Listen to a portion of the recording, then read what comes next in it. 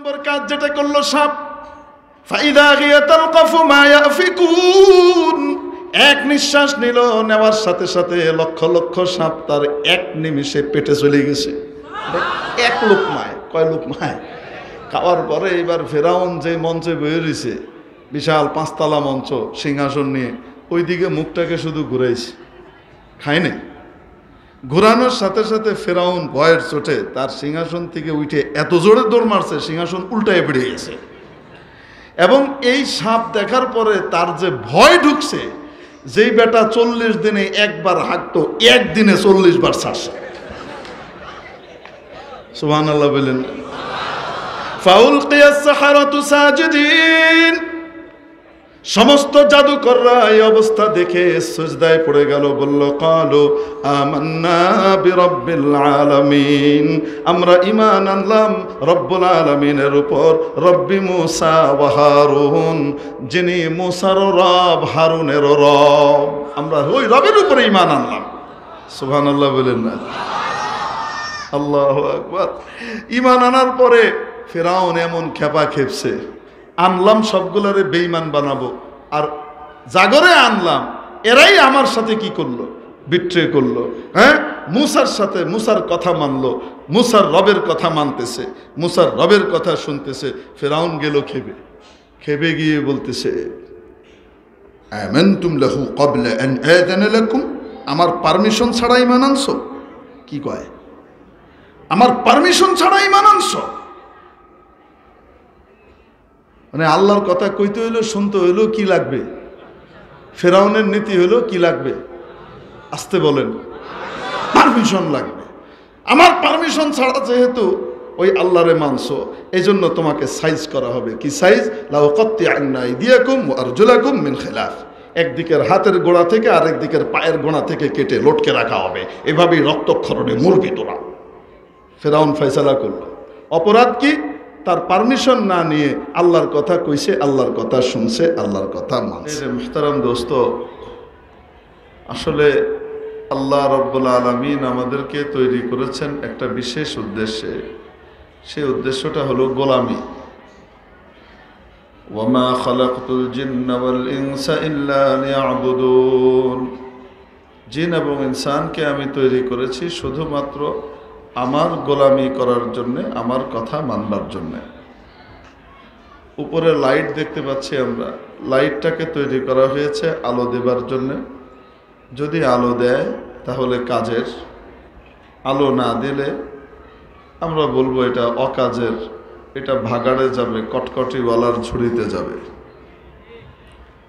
ফ্যানকে তৈরি করা হয়েছে বাতাস দেবার জন্যে। যদি সে বাতাস দেয় তাহলে তার তৈরি এবং সৃষ্টির উদ্দেশ্য পুরা করেছে, বলা হবে ফ্যানটা কাজের। আর যদি বাতাস না দেয়, যত কিছুই করুক না কেন, বলা হবে অকাজের। ঠিক তেমনিভাবে আমাকে আপনাকে তৈরি করা হয়েছে আল্লাহর গোলামি আর ইবাদত করবার জন্যে।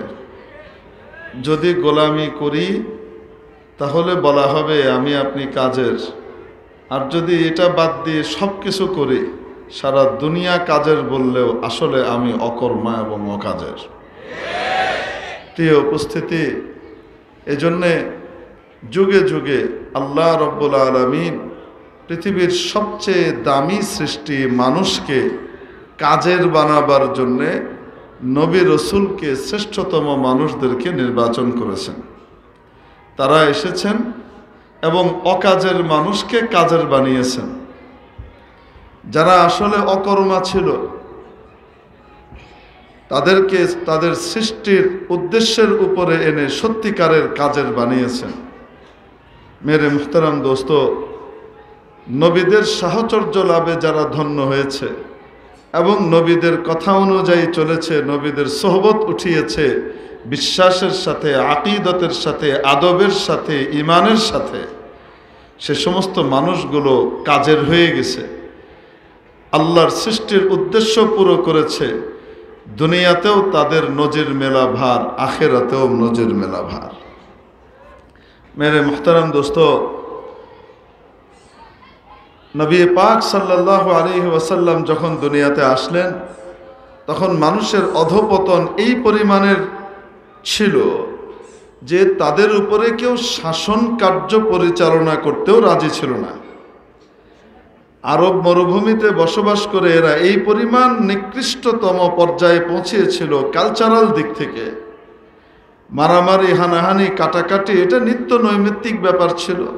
তুচ্ছ তুচ্ছ কারণে তারা ঝগড়া করত, লড়াই করত, আর সেই লড়াই বছরের পর বছর চলতে থাকতো। কোনো কোনো লড়াই তো 80 বছরের উপরে চলেছে। বড় বাপের সাথে লড়াই হয়েছে। বড় বাপ ওসিয়ত করে গেছে তার দাদাকে যে শোনো, আমি পারলাম না শোধ নিতে, তুমি কিন্তু শোধ নিও। এও সারা জীবন লড়াই করে বাপকে মানে তার ছেলেকে ওসিয়ত করে গেছে, আমি পারলাম না, তোর দাদার লড়াই এটা, খবরদার, মান সম্মান যেন না যায়, লড়াই করতে হবে। যাই হোক, এই বাপও লড়াই করতে করতে জীবন শেষ করার সময় তার ছেলেকে বলে যাচ্ছে যে শোন, তোর দাদাও পারে নাই, তোর দাদার বাপও পারে নাই, কিন্তু এটা তাদের মান সম্মানের ব্যাপার, লড়াইটা কিন্তু চালাইতেই হবে, অতএব তুই করে যাইস। 80 বছর পার হয়ে গেছে, লড়াই চলতেছে, যুদ্ধ চলছে, হাজার হাজার মানুষ মারা যাচ্ছে, পঙ্গু হচ্ছে, হাজার হাজার শিশু কি হয়ে যাচ্ছে, এতিম হয়ে যাচ্ছে। লড়াইটার সূচনা কি ছিল? একটা বোগাস জিনিস, ইংরেজিতে আমরা বলি না ফালতু একটা জিনিস হলো এটা বোগাস। আমাদের সাবেক অর্থমন্ত্রী মরহুম আবুল মাল আব্দুল মুহিত সাহেব বলতেন প্রায় কথায় কথায় রাবিশ আর বোগাস, এটা ওনার খুব প্রিয় শব্দ ছিল। এই বোগাস শব্দটা এসছে কোত্থেকে? আসলে ইংরেজরা এটা পাইল কোত্থেকে? এই ফ্রি, এই ফালতু জিনিসটা। আরবে একবার যুদ্ধ শুরু হয়েছে, 80 বছরের উপরে এই যুদ্ধ চলেছে। সূচনা কি? একজনের ক্ষেতের মধ্যে পাখি এসে ডিম পেড়েছে, তা দেয়, বাচ্চা ফুটবে। ক্ষেতওয়ালা খুব খুশি, আমার ক্ষেতকে নিরাপদ মনে করে পাখি এসে কি করেছে, আমি কিছু ফ্রি পাখি পাবো। এদিকে পাশের জমির মালিকের উট তার নিজের জমিতে চড়তেছে, চড়তে চড়তে সে তার কাঁটা, পাথরকুচি, ঘাস এগুলা খেতে খেতে, গরু ছাগল এরা যখন খায়, সামনেও যায়, ডাইনেও যায়, পিছনেও যায়, ঠিক কি ঠিক না? এই উট খেতে খেতে ব্যাক গিয়ারে এসে খেয়াল করে নাই ওই পাশের বাড়ির মানে পাশের জমিওয়ালার যে ক্ষেতের ভিতরে ডিম পেড়েছে কে? পাখি। ওই ডিমের উপরে উটের পা পড়েছে, ডিম ভেঙে গেছে। ডিম কেন ভাঙলো? এই অপরাধে এই জমিওয়ালা উটকে হত্যা করে দিছে। খবর পেয়ে উটের মালিক আসছে, এসে এই ডিমওয়ালা বেটাকে হত্যা করে দিছে। এরপরে দুই পরিবার, দুই খানদান, শুরু হলো লড়াই। কেন মারলি, কেন মারলি? এই লড়তে লড়তে লড়তে লড়তে এই লড়াই চলেছে 80 বছরের উপরে। এটাকে জঙ্গে বোগাস বলা হতো। একটা ফালতু জিনিসের উপরে লড়াই করেছে কত বছর? আসতে বলেন তো, কিরকম বেকুবি বলেন তো দেখি। বেকুবি ছিল এই পরিমাণ, নিষ্ঠুরতা নৃশংসতা ছিল এই পরিমাণ। ফুটফুটে চাঁদের কণার মতো কন্যা সন্তানকে মানুষ বলবে মেয়ে হয়েছে, এই লজ্জা ঢাকার জন্য জীবন্ত মেয়েটাকে কবরস্থ করে দিত, গর্ত খুঁড়ে মেয়েটাকে ধাক্কা দিয়ে চাপা মেরে ফেলে মাটি চাপা দিয়ে মেরে ফেলত। এই ছিল অধঃপতনের অবস্থা। এই চরম বেকার অকার্যকর মানুষগুলাকে কাজের বানাবার জন্য সর্বকালের সর্বশ্রেষ্ঠ নবী নবীজি মুহাম্মদুর রাসূলুল্লাহ সাল্লাল্লাহু আলাইহি সাল্লামকে আল্লাহ তাআলা পাঠাইলেন। উনি আসলেন, এসে এদের ভিতরে মেহনত করলেন, এদেরকে কাজের বানালেন। যারা ওনার সংস্পর্শ লাভ করলো, আকীদত, ভক্তি, মহব্বতের সাথে ওনার কথা শুনলো, মানলো, এরা কেমন মানুষ হয়েছিল সেটা পরে বলছি। আর যারা তাকে পাওয়ার পরেও বর্জন করলো, দোষ তালাশ করলো, পিছনে লেগে থাকলো, এদের কি পরিণতি হয়েছিল আপনি জানেন? আবু জেহেল, আবু লাহাব হয়েছে, ঠিক কি ঠিক না?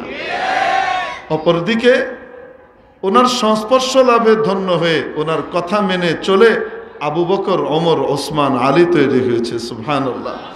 এমন সব লোক তৈরি হয়েছে। ইয়ারমুকের যুদ্ধে আবু আমির বলেন, আমি আমার চাচাতো ভাইকে পানি পান করাবার জন্য যুদ্ধের মধ্যে পিপাসার্ত থাকবে, পানি নিয়ে ছুটছিলাম। যেতে যেতে যেতে যেতে ভাইকে পেলাম, আহত অবস্থায় মুমূর্ষ অবস্থায় পড়ে আছে। আমি তার কাছে পানি এগিয়ে দিলাম, মুখের কাছে পানি পান করবে, ঠিক তার আগ মুহূর্ত পাশ থেকে দূর থেকে একজন চিৎকার করে উঠল, পানি পানি। ভাইজান বললেন, আমার ওই ভাইয়ের পানি বেশি প্রয়োজন, যাও একটু পানি পান করিয়ে আসো। আমি গেলাম দ্বিতীয় ব্যক্তির কাছে, মুখে পানি দিয়েছি, পানিটা মুখে নিয়েছেন, পান করবেন। ঠিক এই মুহূর্তে অদূরে আরেকজন চিৎকার করে উঠল, হায় পানি। উনি শুনে সাথে সাথে বললেন, আমার ওই ভাইয়ের পানির বেশি দরকার, উনাকে আগে পান করাও, তারপর আমি পান করব। আমি তৃতীয় ব্যক্তির কাছে ছুটে গেলাম, যাওয়ার পরে দেখি উনি আল্লাহর কাছে পৌঁছিয়ে গেছেন। দ্বিতীয় ব্যক্তির কাছে ফিরে এসে দেখলাম উনিও জামে শাহাদাত পান করেছেন। আমার ভাইয়ের কাছে ফিরে আসলাম পানি পান করাতে, এসে দেখি উনিও আল্লাহর পেয়ারা হয়ে গেছেন। যে সমস্ত মানুষ যারা অন্যের মুখের গ্রাস কেড়ে নিত, নিজের কন্যাকে জীবন্ত প্রথিত করত, যুগের পর যুগ যুদ্ধ করত, লড়াই করত, পৃথিবীর হেন কোনো অপকর্ম ছিল না যেগুলো তারা করত না। ওই সমস্ত মানুষগুলো যখন সরওয়ারে কায়নাত নবী পাক সাল্লাল্লাহু আলাইহি ওয়াসাল্লামের সোহবত নিয়েছে, সংস্পর্শ লাভে ধন্য হয়েছে, মহব্বতের সাথে, সম্মানের সাথে, আদবের সাথে, আকীদতের সাথে নবীজির সাহচর্য লাভ করেছে, এই সমস্ত ব্যক্তিরা এমন অসাধারণ মানুষে পরিণত হয়েছেন যে গোটা পৃথিবী তাদের মতো আরেকজন মানুষ পেশ করতে অক্ষম হয়ে গেছে। ঠিক কি ঠিক না? মেরে মুহতারাম দোস্ত, এই জন্য বলছিলাম যে নবী রাসূল এসেছেন অকাজের মানুষকে কাজের বানাতে। যখন লাইট তার উদ্দেশ্য পুরা করবে, সে কাজের উদ্দেশ্য পুরা না করলে, অকাজের ফ্যান যদি তার সৃষ্টির উদ্দেশ্য বাতাস দেয়, তাহলে সে কাজের, না হলে অকাজের ভাঙ্গারির কাছে দিয়ে দেওয়া হবে, বাতিল মালের তালিকায় তাকে ফেলে দেওয়া হবে। মাইক তৈরি করা হয়েছে মুকাব্বিরুস সাউত হিসেবে, আওয়াজ উঁচু করে সকলের কান পর্যন্ত পৌঁছিয়ে দিবে। যদি এই কাজটা করে তাহলে সে কাজের, যদি সে না করে অকাজের, তাকে ফেলে দেওয়া হয়। ঠিক কি ঠিক না? ভাঙ্গারির দোকানে ফেলে দেওয়া হয়, ভাগাড়ে আর আবর্জনার স্তূপে ফেলে দেওয়া হয়। ঠিক তেমনি ভাবে রব্বুল আলামিন আমাকে আপনাকে তৈরি করেছেন একটা মাত্র উদ্দেশ্যে, লিয়াবুদুন, যেন আমাকে সে কি করতে পারে, তারা যেন আমার গোলামি করতে পারে। মুফাসসিরিনে কিরাম লিখেছেন এটা তখনই সম্ভব যখন লিয়ারিফুন, আই লিয়ারিফুন, যেন আমাকে চিনতে পারে। যে ব্যক্তি আল্লাহকে প্রকৃতভাবে চিনতে পারে, সেই ব্যক্তি আল্লাহর গোলামি অতি দ্রুত করতে পারে। মেরে মুহতারাম দোস্ত, যদি এই কাজ করতে পারি তাহলে তো কাজের, না হলে অকাজের। অকাজের জিনিসকে বাতিল মালের ভাগাড়ে ফেলা হয়, আগুন দিয়ে পুড়িয়ে দেওয়া হয়, আল্লাহর ভাগাড় জাহান্নামের ভিতরে ফেলে দেওয়া হবে। আর যদি কাজের হতে পারি, আল্লাহর কাছে প্রিয় হব। মেরে মুহতারাম দোস্ত, কাজের হবার জন্য আল্লাহর প্রতিনিধি মনোনীত বান্দাদের সংস্পর্শ লাভ করা ছাড়া এর কোনো বিকল্প নাই। প্রিয় উপস্থিতি, আল্লাহওয়ালাদের সোহবত, আল্লাহওয়ালাদের সংস্পর্শ মানুষকে অকাজের থেকে কাজের বানিয়ে দেয়। এমন কাজের হয়, বেলালে হাবশি কেউ তাকাতেও রাজি ছিল না, চেহারা সুরতের দশা এত খারাপ ছিল। সরওয়ারে কায়নাতের সান্নিধ্যে এসেছে, মর্যাদা এত বেড়েছে। নবীজি যখন আরশে আজিমে গিয়েছেন, রাসূল পাক সাল্লাল্লাহু আলাইহি ওয়াসাল্লাম পৌঁছেছেন মেরাজে, আর যখন সিদরাতুল মুনতাহা পার করেছেন, সাথে জিবরিলও যাওয়ার জায়গা নাই, জিবরিলও যেতে পারেন নাই, একা একা যাচ্ছেন। এত উঁচু সফর, এখন কিভাবে যাবে? মনের ভিতরে এক নির্জনতা এবং অস্থিরতা তৈরি হচ্ছে, একাকিত্ব অনুভব করছেন। হঠাৎ শুনতে পাচ্ছেন বেলালের খড়মের আওয়াজ। হাবশী গোলাম উমাইয়া যাকে নির্যাতন করত, মরুভূমিতে ফেলে নবীজির সান্নিধ্য এমন জায়গায় পৌঁছেছে, আরশের কাছাকাছি বেলালের খড়মের আওয়াজ পাওয়া যাচ্ছে। মেরে মুহতারাম দোস্ত, আজিজ ও বুজুর্গ, এজন্যে আল্লাহওয়ালাদের সোহবত মানুষকে দামি করে দেয়, মানুষকে উঁচু করে দেয়। রব্বুল আলামিন নবী পাক সাল্লাল্লাহু আলাইহি সাল্লামকে নিয়ে গিয়েছেন, কিন্তু আমাদেরকে হতাশ করেন নাই। নবীজি যদি চলে গিয়ে বলতেন যে আমি চলে গেলাম, যেমন আগেকার যুগের নবীরা চলে যেতেন, বাস সিলসিলা খতম হয়ে যেত, কাজের মানুষ তৈরি করার জন্য এই দায়িত্ব আর কারোকে দিয়ে যেতেন না। কিন্তু রাসূল পাক সাল্লাল্লাহু আলাইহি সাল্লাম দুনিয়া থেকে গিয়েছেন, জিম্মাদারি নিয়ে চলে গেছেন তা নয়, মানুষ বানানোর, মানুষ গড়ার কারিগর হিসেবে তার ওয়ারিসদেরকে রেখে গিয়েছেন, বলে গিয়েছেন আল উলামা ওয়ারাসাতুল আম্বিয়া, আলেম ওলামারা নবীদের ওয়ারিস, ওয়াইন্নাল আম্বিয়া লাম ইউয়ারিসু দিনারাম ওয়ালা দিরহামা ইন্নামা ওয়ারাসুল ইলম ফামান আখাযাহু আখাযা বিহাযযিন ওয়াফির আও কামা ক্বাল আলাইহিস সালাতু ওয়াস সালাম। নবী রাসূলুল্লাহ ধন সম্পদ, টাকা পয়সা, ব্যাংক ব্যালেন্স দুনিয়াতে মিরাজ সূত্রে রেখে যান না, তারা তো আসমানি যে আমানত, সেই আসমানি নূরের ইলমের আমানত রেখে যান। সেই নূর সাহাবীদের কাছে দিয়ে গিয়েছেন। সাহাবীদের সংস্পর্শ লাভে যারা ধন্য হয়েছে, সেখান থেকে তাবেঈরা পেয়েছেন, তাবেঈদের কাছ থেকে তাবায়ে তাবেঈরা পেয়েছেন, তাদের কাছ থেকে উলামায়ে দ্বীন সূত্র পরম্পরা দিতে দিতে আজ এই সিলসিলা আমাদের কাছ পর্যন্ত, আমাদের মুরব্বীদের কাছ পর্যন্ত আল্লাহ তাআলা পৌঁছিয়েছেন। আমরা যারা আমাদের আকাবিরিনের সাহচর্য লাভে ধন্য হব, আকীদতের সাথে, মহব্বতের সাথে তাদের সংস্পর্শ লাভ করব, মূল্যায়ন করব, আমলের উপরে চলব, আল্লাহ তাআলা আমাদেরকেও কাজের বানায় দেন।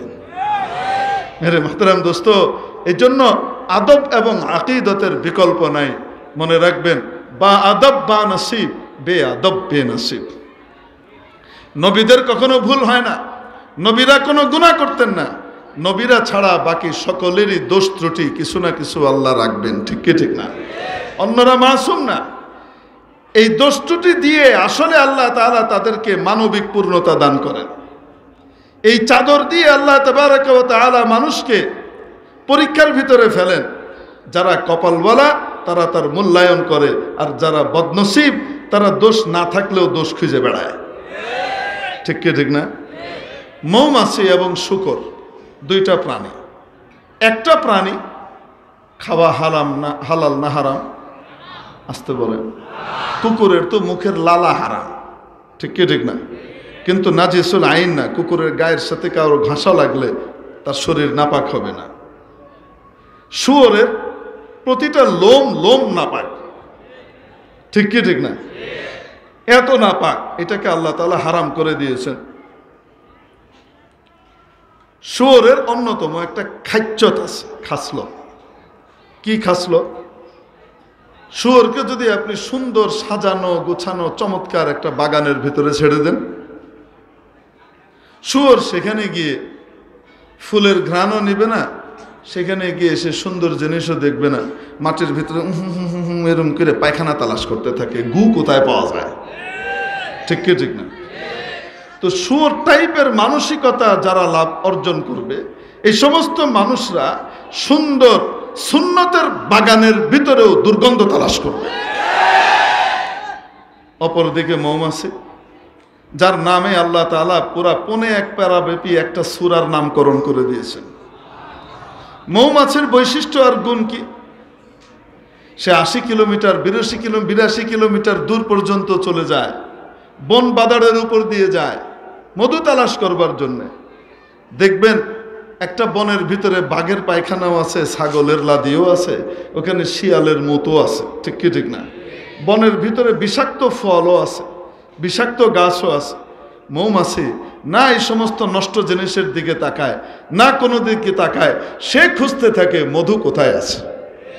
সে গিয়ে ফুলের উপরেই গিয়ে বসে, ওখান থেকে সে মধু আহরণ করে এনে সে জমা করে, মানব জাতিরও কল্যাণ করে, নিজেরও কল্যাণ করে। মেরে মুহতারাম দোস্ত, এজন্য খারাপ জিনিসের ভিতর থেকেও ভালো জিনিসটা তালাশ করে মধুমক্ষিকা, আর ভালো জায়গার ভিতরে গিয়েও গু তালাশ করে শূকর। আল্লাহর কাছে এজন্য মৌমাছি বড় প্রিয়। আমরা কি শূকর হব, শূকর কোয়ালিটির হব, না মৌমাছির কোয়ালিটির হব? যারা মৌমাছির কোয়ালিটি তালাশ করবে, সে সমস্ত ব্যক্তিরা নারায়ণগঞ্জের গোটা পাপ পঙ্কিল পরিবেশের ভিতরেও চারিদিকে দুর্গন্ধ, শিরিকের গন্ধ, বেদাতের গন্ধ, উল্টাপাল্টার গন্ধ, নাফরমানির দুর্গন্ধ, আল্লাহর নাফরমানির গুনাহের দুর্গন্ধ, এই সব কিছুর ভিতর থেকে হাজিপাড়ার ভিতরে ফুল খুঁজে বের করবে, আর সেই ফুল থেকে মধু নেবে, ঠিক কি? আল্লাহ তাবারাক ওয়া তাআলা আমাদেরকে মৌমাছি হওয়ার তৌফিক দান করেন, মধু আহরণের তৌফিক দান করেন। আদবের সাথে নবীর ওয়ারিসদের দিকে তাকানোর এবং সোহবত গ্রহণ করার তৌফিক নসিব করেন। মেরে মুহতারাম দোস্ত, কথা বলে শেষ করে দিচ্ছি, ছোট্ট এক কথাই বলে যাই। আসলে আল্লাহ তাবারক ওয়া তাআলা আল্লাহওয়ালাদেরকে আমাদের কাছে রাখেন, যার কপাল ভালো সে পেয়ে যায়। ৮০,০০০ জাদুকর, বলবো নাকি ঘটনা? ৮০,০০০ জাদুকরকে জমা করলো ফেরাউন সারা পৃথিবী থেকে। কি হবে? জাদুর প্রতিযোগিতা হবে। একদিকে ৮০,০০০, আরেকদিকে মাত্র ২ জন। একদিকে ওই ৮০,০০০-এর সাথে রাষ্ট্র ক্ষমতার সহায়তা, ফেরাউনের সাহায্য, ফেরাউনের সাপোর্ট, ফেরাউনের পুলিশ, ফেরাউনের র্যাব, ফেরাউনের ডিবি, ফেরাউনের এসবি, ফেরাউনের ডিজিএফআই, ফেরাউনের এনএসআই যারা ছিল সবার সহায়তা আছে ৮০,০০০-এর সাথে। তাহলে কি তারা শুধু ৮০,০০০ না বিশাল পাওয়ারওয়ালা? একদিকে ৮০,০০০ আর আরেকদিকে মাত্র কয়জন? ২ জন, হযরত মুসা, হযরত হারুন। যারা তাদেরকে সমর্থন করে, মুখ খুলে বলতেও পারে না সমর্থন করি, কারণ কওয়ার লগে লগেই কইব এই জঙ্গিটাকে ধর, জঙ্গি বানায় দিবে, হ্যাঁ, সন্ত্রাসী বানায় দিবে, জেলখানায় বেরিয়ে দিবে। এজন্য যারা সাপোর্ট করে তারা চুপচাপ করে বয়ে থাকে। মুসার পক্ষে দিল কান্দে, কিন্তু সামনে কথা কইতে পারে না ফেরাউনের সামনে। ঠিক কি ঠিক না? অবস্থা হইল এই। তো হযরত মুসা আর হারুন একদিকে, আর অপর দিকে কয়জন? ৮০,০০০, মানে ৪০,০০০-এ একজন, একজন বনাম ৪০,০০০, এরকম। তো সংখ্যাগরিষ্ঠতা কত বেশি! আল্লাহ রাব্বুল আলামিন এই ৮০,০০০ জাদুকরকে হেদায়েত দিয়ে দিলেন। তারা সাপের খেলা ছাড়লো। এটা ছিল একটা ভুয়া জাদু। আর আল্লাহ তাআলা, মানে লক্ষ লক্ষ সাপ লাফালাফি করতেছে। ফেরাউন কি খুশি, মুসা তুমি সাপ এনে দেখিয়েছিলে ১০-১২ হাত সাপ, আমি ৯৫ হাত লম্বা সাপের জাদু করে নিয়ে এসেছি। ফেরাউনের কি ভাব, বুঝতে পারছেন? জাদুকররা কি লাফালাফি করতেছে তাদের। কিন্তু জাদুকররা জাদুর ফেলার আগে সংখ্যাগরিষ্ঠতা এবং সরকারি পাওয়ারের কারণে ঔদ্ধত্য দেখায় নাই, অহংকার করে নাই, বেয়াদবি করে নাই, আদব দেখেছে। জাদুকরদের প্রধানের মাথায় ছিল যে ২ জন আমাদের মোকাবেলায় এসে দাঁড়িয়েছে, একদিকে ৮০,০০০, আরেকদিকে মাত্র ২ জন, হতেও পারে এরা আল্লাহর নবী বা রসুল। যদি আল্লাহর নবী বা রসুল হয়, তাহলে তাদের সাথে বেয়াদবি করলে দুনিয়াও যাবে, আখেরাতও যাবে। আর যদি জাদুকর হয়, তাহলে যা হওয়ার তা তো হবেই, আমরা তো জিতবই। তো জিজ্ঞেস করছে হযরত মুসা আলাইহিস সালামকে, একথা কয় নাই, হ্যাঁ আমরা জাদু ছাড়লাম, মুসা দেখো ঠেকাও দিই পারলে তোমরা, এরম করে নাই। তারা বলছে চালটা কি আপনি প্রথমে দেবেন না আমরা দেব? মানে জাদুর চালটা প্রথমে আপনি দিবেন না আমরা দেব? কাকে জিজ্ঞেস করছে? আদবের সাথে জিজ্ঞেস করছে। কেন? হতেও পারে রসুল, তখনও জানে না রসুল। যদি রসুল হয় তাহলে কখনো বেয়াদবি করা যাবে না, কারণ আল্লাহর প্রতিনিধি। সুবহানাল্লাহ বলেন না? বেয়াদবি করা যাবে না। এই জন্যে আদবের সাথে জিজ্ঞেস করছে। হযরত মুসা আলাইহিস সালাম বলছেন বাল আলকু, তোমরাই ছাড়ো আগে। তো তারা ছাড়ছে। লক্ষ লক্ষ সাপ ফুঁস ফাঁস ফুঁস ফাঁস করতেছে, কত কোয়ালিটির সাপ।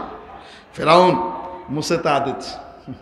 তার জন্য ৫ তলা ব্যাপী সিংহাসন তৈরি করা হয়েছে, মঞ্চ, বিশাল মঞ্চ, সে বসে রয়েছে। হযরত মাওলানা ওমর সাহেব পালনপুরি রহমতুল্লাহ আলাইহি নিজামউদ্দিনের ফজরের পরের বয়ানের ভিতরে একদিন বলতেছিলেন, উনি বড় মুহাক্কিক আলেম ছিলেন এবং দারুল উলুম দেওবন্দে ১ নম্বর হয়েছিলেন। ওনার নাতি হুজাইফা, সেও খুব ভালো ছাত্র ছিল, আমাদের সাথী ছিল। তো মাওলানা ওমর সাহেব পালনপুরি রহমতুল্লাহ আলাইহি বয়ানে বলতেছিলেন যে ফেরাউন যে খোদাই দাবি করত, তার দাবির পিছনে কিছু যুক্তিও সে দিত। তার ভিতরে একটা হলো যে সে যে খোদা, এটার দলিল কি? আচ্ছা আপনি বলেন, প্রত্যেক দিন আমরা খানা খাইতেছি, ঠিক কি ঠিক না? পেট থেকে যদি কিছু না বাইর হয় তাহলে খাওয়ার জায়গা থাকে? কয়দিন বাইরে না করে খাইয়া থাকতে পারবেন কোন? তো ৩-৪ দিন ৫-৬ দিন গেলে তো হসপিটালে ভর্তি করা লাগবে, বলেন না কেন? ফেরাউন খাওয়া তার প্রতিদিন ঠিক আছে, কিন্তু ৪০ দিনে একবার হাঁকতো। কয়দিনে সারত? 40 দিন পর পর একবার বড় বাথরুম করত। খাওয়া কিন্তু বন্ধ নাই, ইনপুট যাইতেছে কিন্তু আউটপুট নাই, একবারে ছাড়ে কয়দিন পরে। এটা কি স্বাভাবিক না অস্বাভাবিক বিষয়? এগুলা দিয়ে দাবি করতে আনা রব্বুকুমুল আ'লা। বুঝতে পারছেন? এখন ফেরাউন তো বিশালভাবে বসে রয়েছে, মুসা তা দিচ্ছে, আর এদিকে মুসা আলাইহিস সালাম আল্লাহর কাছে এগুলো নিয়ে, আল্লাহ আমার সাপ তো হয় 10-12 হাতটা সাপ, এই যে সাপ এগুলা এ তো 20-25 হাত 90 হাত লম্বা লম্বা সাপ লাফাইতেছে, এগুলোর সাথে আমার কি হবে? আল্লাহ তাআলা বলেন, লাঠিটা ছাড়ো তো। লাঠি কাজ করে না, লাঠির পিছনে একজন আছে। মুসা আলাইহিস সালাম নিশ্চিন্ত হয়ে গেলেন, আল্লাহ কইছে লাঠি ছাড়তে, ফলাফল কি হবে ওইটা আর তাকান নাই, ছেড়ে দিয়েছেন লাঠি। যে সাপ হয়তো 10-12 হাতের সাপ ফেরাউনের দরবারে ছাড়লে, এই লাঠি ছাড়ার পরে এত বিশাল ফাইদা সুলবানুম মুবিন, এত বিশাল এক আজদাহা হয়েছে, এত মোটা আর এত বড়। ওয়াল্লা মুদবিরম ওয়ালাম ইয়াকিব, হযরত মুসা দিয়ে দিছে উল্টা দৌড়, নিজের হাতের লাঠি ছেড়ে দিছে দৌড়। মানে এটা তো মানবিক বই, এটি কি বুঝেন নাই? মনে হয় জাদুকররা দেখার সাথে সাথে বুঝে ফেলছে এই লোক জাদুকর হইতে পারে না, কারণ জাদুকরের জাদুকরের কন্ট্রোলে থাকে। এই লোক এই দেহে ভয় পাইছে, তার মানে সে জাদুকর না, সে অবশ্যই রাসূল। 2 নম্বর কাজ যেটা করলো সাপ, ফাইদা হিয়া তালকাফু মা ইয়াফিকুন, এক নিঃশ্বাস নিল, নেওয়ার সাথে সাথে লক্ষ লক্ষ সাপ তার এক নিমিষে পেটে চলে গেছে। এক লোকমায়, কয় লোকমায় খাওয়ার পরে এবার ফেরাউন যে মঞ্চে বয়ে রয়েছে, বিশাল 5 তলা মঞ্চ, সিংহাসন নিয়ে, ওইদিকে মুখটাকে শুধু ঘুরাইছে, খায়নি। ঘুরানোর সাথে সাথে ফেরাউন ভয়ের চোটে তার সিংহাসন থেকে উঠে এত জোরে দৌড় মারছে, সিংহাসন উল্টায় পড়ে গেছে। এবং এই সাপ দেখার পরে তার যে ভয় ঢুকছে, যেই বেটা 40 দিনে একবার হাঁকতো, একদিনে 40 বার ছাড়ছে। সুবহানাল্লাহ বলেন। ফাউলকিয়াস সাহারাতু সাজিদিন, সমস্ত জাদুকররা এই অবস্থা দেখে সিজদায় পড়ে গেল, বলল ক্বালু আমান্না বিরাব্বিল আলামিন, আমরা ঈমান আনলাম রব্বুল আলামিনের উপর, রব্বি মুসা ওয়া হারুন, যিনি মুসার রব হারুনের রব, আমরা ওই রবের উপরে ঈমান আনলাম। সুবহানাল্লাহ বলেন না? আল্লাহু আকবার। ঈমান আনার পরে ফেরাউন এমন খেপা খেপছে, আনলাম সবগুলারে বেঈমান বানাবো, আর জাগরে আনলাম এরাই আমার সাথে কি করলো? বিট্রে করলো। হ্যাঁ, মুসার সাথে মুসার কথা মানলো, মুসার রবের কথা মানতেছে, মুসার রবের কথা শুনতেছে। ফেরাউন গেল খেপে, খেপে গিয়ে বলতেছে আমানতুম লাহু ক্বাবলা আন আযানা লাকুম, আমার পারমিশন ছাড়া ঈমান আনছো? কি কয়? আমার পারমিশন ছাড়া ঈমান আনছো? মানে আল্লাহর কথা কইতে হইলো, শুনতে হইলো, কি লাগবে? ফেরাউনের নীতি হইলো কি লাগবে? আসতে বলেন, পারমিশন লাগবে। আমার পারমিশন ছাড়া যেহেতু ওই আল্লাহরে মানছো, এই জন্য তোমাকে সাইজ করা হবে। কি সাইজ? লাউ কাত্তিআন্না আইদিয়াকুম ওয়া আরজুলাকুম মিন খিলাফ, একদিকের হাতের গোড়া থেকে আরেক দিকের পায়ের গোড়া থেকে কেটে লটকে রাখা হবে, এভাবেই রক্তক্ষরণে মরবি তোরা। ফেরাউন ফয়সালা করলো। অপরাধ কি? তার পারমিশন না নিয়ে আল্লাহর কথা কইছে, আল্লাহর কথা শুনছে, আল্লাহর কথা মানছে। বুঝতে পারছেন? অতএব আল্লাহর কথা শোনা, আল্লাহর কথা বলা, এটার জন্য কারো পারমিশন লাগবে? কারো পারমিশন নেওয়া বাধ্যতামূলক করা, তার মানে বুঝতে হবে নীতিটা ইমানদারের না ফেরাউনের? নীতিটা ফেরাউনের। বড় অদ্ভুত লাগে, কিছু মনে করবেন না, আমি আমার অবজারভেশন বলতেছি, মানুষের কাছে শুনি এবং সেই হিসাবে আমি মনে করি যে এটাই ঠিক। যে দেশের মাননীয় প্রধানমন্ত্রী আলহামদুলিল্লাহ শুধু 5 ওয়াক্ত নামাজি নন, একজন তাহাজ্জুদ গুজার, এবং মাশাআল্লাহ শালীন পোশাক পরেন, বগল কাটা ব্লাউজ আর প্যান্ট শার্ট পরে ঘোরেন না, এরকম হাতা এই পর্যন্ত ব্লাউজ পরেন, ঠিক কি ঠিক না? এজন্য বিশ্বাস করা যায় যে না, আসলেই 5 ওয়াক্ত নামাজি এবং তাহাজ্জুদ গুজার, বোঝা যায় মোটামুটি। আবার সকালের ফজরের নামাজের পরে কোরআন তেলাওয়াত ছাড়া দিনের কাজ শুরু করেন না। এইরকম একজন রাবেয়া বসরির মতো নেককার পরহেজগার প্রধানমন্ত্রী যেই দেশে আছেন, তার আমলে তার অধীনস্থরা ফেরাউনের নীতিতে মাহফিলের জন্য অনুমতি নেওয়া বাধ্যতামূলক করে। বিষয়টা বুঝতে পারতেছি না কোনটা আসল কোনটা নকল। ফেরাউনের সিস্টেমটা আসল আর রাবেয়া বসরি নকল, নাকি রাবেয়া বসরি আসল আর ফেরাউনের সিস্টেম নকল? কোনটা যে আসল আর কোনটা নকল বুঝতে পারতেছি না। ঠিক কি ঠিক না? আমার কাছে তো মনে হয় ফেরাউনের সিস্টেমটা নকল। বোঝা যাচ্ছে অতি উৎসাহী কিছু দালাল প্রধানমন্ত্রীর নীতির সাথে একমত ঘোষণা করতেছে না, এদেরকে সাইজ করা দরকার। ঠিক কি ঠিক না?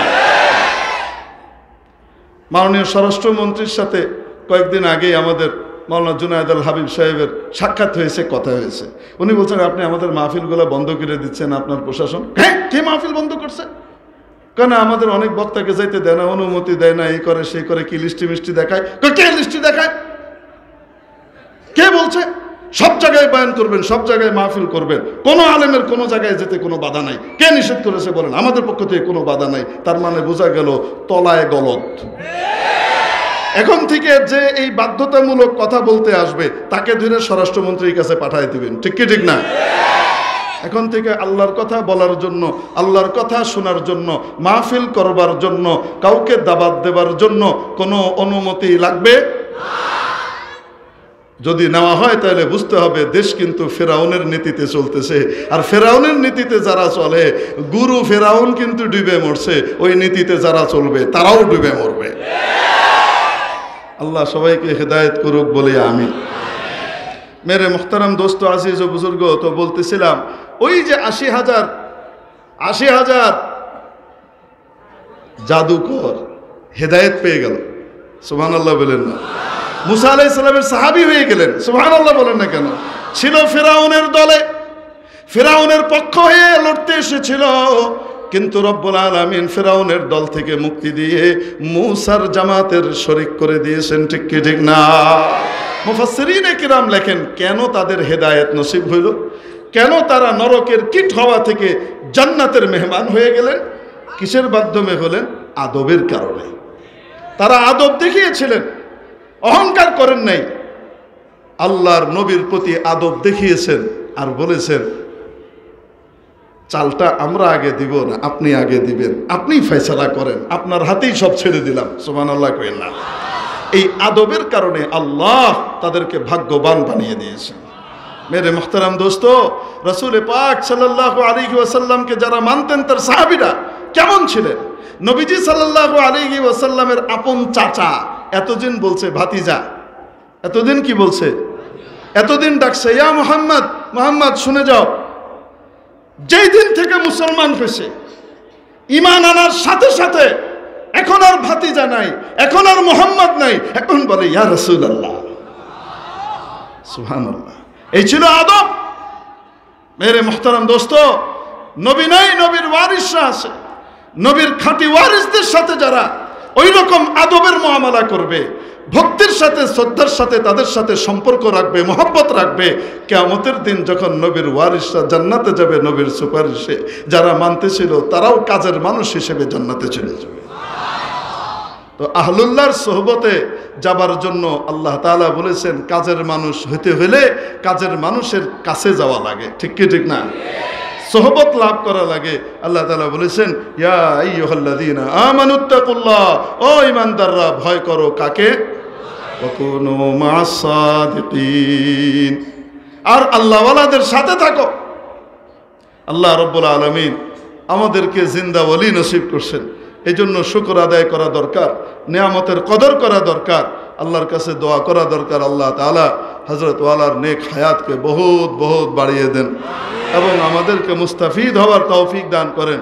ওনার বলিষ্ঠ বক্তব্য, কর্তৃত্ব এই গোটা নারায়ণগঞ্জকে বহু শিরিক বেদাতের কবল থেকে রক্ষা করেছে, যার সাক্ষী ইতিহাস। ঠিক কি ঠিক না? যখন নারায়ণগঞ্জের মাটিতে বেদাতীদের মোকাবেলা করা যেত না, কোনো কথা বলা যেত না, বেদাতের অন্ধকার দিয়ে ছেয়ে ফেলেছিল, ওই সময় হেদায়েতের নূরের আলোর ঝলক পাওয়া যেত ডিআইটি মসজিদ থেকে। ঠিক কি ঠিক না? আল্লাহ রাব্বুল আলামিন আমাদেরকে কদর করবার তৌফিক দান করেন। কথা লম্বা করার হিম্মত হচ্ছে না। ওয়া আখিরু দাওয়ানা আলহামদুলিল্লাহি রাব্বিল আলামিন। আসলে আমি আগেই ক্ষমা চেয়ে নিচ্ছি, আমি বয়ানের জন্য আসি নাই, আসছিলাম হযরতের কাছে মাজারাত করবার জন্য। ঘটনা হলো যে এখানে আমার 9:30টার ভিতরে উঠার কথা, আর এক জায়গাতে কথা ছিল মাগরিবের পরে। সেখানে একজন সিস্টেম করে এমন এক কারবার করছে, আমার ধীরে এসার পর ঠুসছে। ওই এক জায়গায় ঠেলে ওই কাজ করায়, এবং মুশকিল হলো আমি মানুষের সাথে ওই যে না করা যে কঠিন হওয়া ওইটা পারি না। এখন ওই করে আমাকে এখানে পিছাই দিছে। আল্লাহ তাআলা তাদেরকেও মাফ করেন, আমাকেও মাফ করেন, এবং হযরত আল্লাহর নেক দোয়া পাবার তৌফিক নসিব করেন। ওয়া আখিরু দাওয়ানা আলহামদুলিল্লাহি রাব্বিল আলামিন। আসসালামু আলাইকুম ওয়া রাহমাতুল্লাহি ওয়া বারাকাতুহু।